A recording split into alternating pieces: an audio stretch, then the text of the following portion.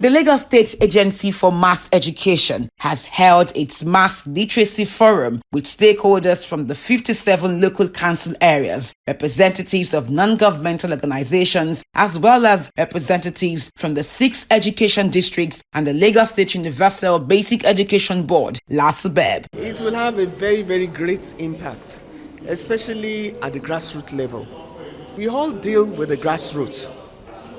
And so the impact of this stakeholders meeting will be felt at the grassroots and at the states as a whole. At the 2-day event, strategies to improve the number of students who register for adult literacy classes were discussed and how to solve constraints experienced in all the mass literacy learning centers were identified. This stakeholders meeting is very, very important. It gives room for all the constraints that each local government will be having and each learning centers will be having.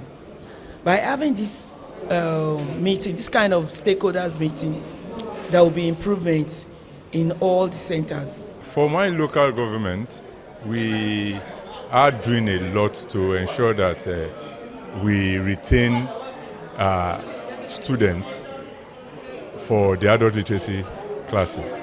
Well, for me, the state government can help in solving that problem, the problem of retention of students in adult literacy classes. By, like the PS said, I think they can be supported by encouraging them in one way or the other. Stakeholders were advised to move around and sensitize residents in their various local governments on the importance of participating in the adult literacy class. The program is put together in order to design a roadmap by looking at the challenges so that moving forward, mass education can be effectively managed in order to achieve. For us in Lagos State, ignorance should be addressed.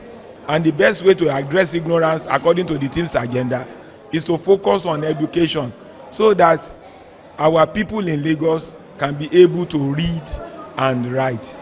The second day of the forum also provided an opportunity for managers of the continuous education centers to present their challenges. I would rather employ that all our CEC operators and the tutorial operators, they should be more enlightened in the examination.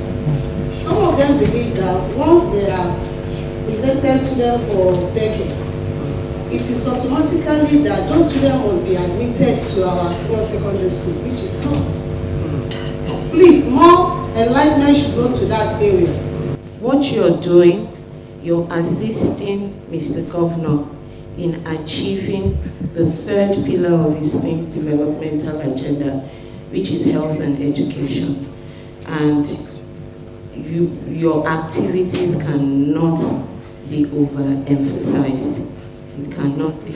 The head of the agency, Mrs. Oluwakemi Kalesowo, assured all stakeholders that the agency will continue to support them to do better. The aspect of not being able to do it alone, they come on board, and that's the essence of the PPP, public-private partnership. We need to collaborate with each other and find a way forward, especially for our out-of-school youths, those who are older than the school age that can't attend formal school.